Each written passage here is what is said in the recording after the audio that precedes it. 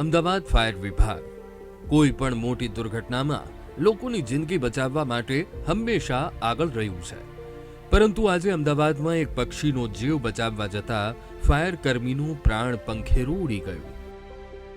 લોકોની નજરો સામે ફાયર કર્મી હાઈટેન્શન લાઇનને અડી જતા લાગેલા કરંટથી ભડ સળગી ગયો અને કોઈ કાંઈ ન કરી શક્યું. ઘટના શહેરના બોપલઘુમા રોડ પર આવેલ દેવ રેસિડેન્સી પાસે બની હતી, જ્યાં વહેલી સવારે એક પક્ષી વીજતારમાં ફસાયું હોવાનો ફાયર બ્રિગેડને કોલ મળતા ફાયર કર્મીઓ સ્થળ પર દોડી આવ્યા.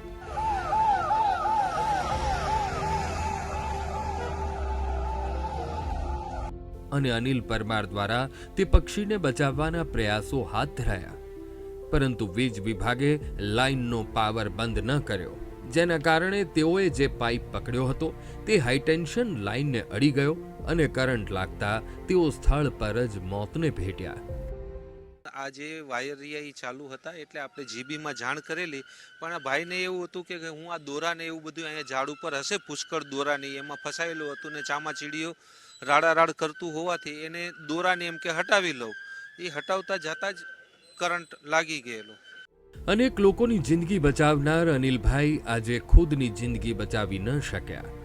જો કે આ ઘટનામાં કોનો વાંક છે તે તો તપાસનો વિષય છે, પરંતુ મુદ્દો એટલી હદે ગરમાયો છે કે અનિલભાઈના પરિવાર દ્વારા અને ફાયર વિભાગના કર્મચારીઓ દ્વારા અનિલભાઈના પત્નીને એમસીમાં નોકરી આપવામાં આવે તેવી માંગ કરવામાં આવી છે. આ સવારના 500 પબ્લિક અહીં બમરામ કરી રહી, ખાધા પીધા વગરના. આની અંદર ભૂલ એમ એ લોકોની બચાવ કોલ થયો એટલે સેફ્ટી રાખવી જોઈએ, એટલે મારે એનો ન્યાય પૂરવો જોઈએ. મારો આધાર છીનવી જતો રહ્યો.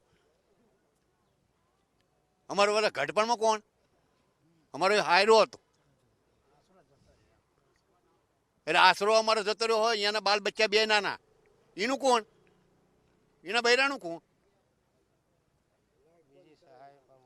એટલે એ પ્રમાણે અમારે સહાય જોઈએ અને એ અમારા જે વહુ રહ્યા એમાં અમારે નોકરી જોઈએ. શું ફાયર વિભાગના કર્મચારીઓનો નથી હોતો વીમો? અનિલભાઈના મોતને લઈને માહોલ ગરમાયો છે, ત્યારે વિપક્ષે તો એવા પણ આક્ષેપ લગાવ્યા છે કે એએમસી ફાયર વિભાગના કર્મચારીઓનો વીમો નથી લેતું.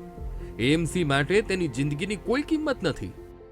आज तक अहमदाबाद म्युनिसिपल कॉरपोरेशन ने फायर डिपार्टमेंट के किसी भी अधिकारी या कर्मचारी के लिए कभी कोई इंश्योरेंस पॉलिसी नहीं निकाली. मैं समझता हूं 9,000 करोड़ रुपए का बजट होने के बाद फायर सेफ्टी होना जरूरी है.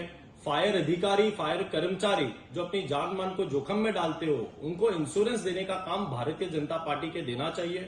कांग्रेस पार्टी ये मांग करती है कि जो भी फायर कर्मचारी है उनको 1 करोड़ रुपए का इंश्योरेंस अहमदाबाद म्युनिसिपल कॉर्पोरेशन के तरफ से देना चाहिए.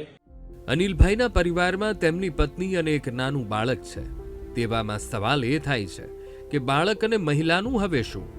શું ફાયર વિભાગના કર્મચારીઓનો વીમો નથી હોતો? શું એએમસી ઉઠાવશે અનિલભાઈના પરિવારની જવાબદારી?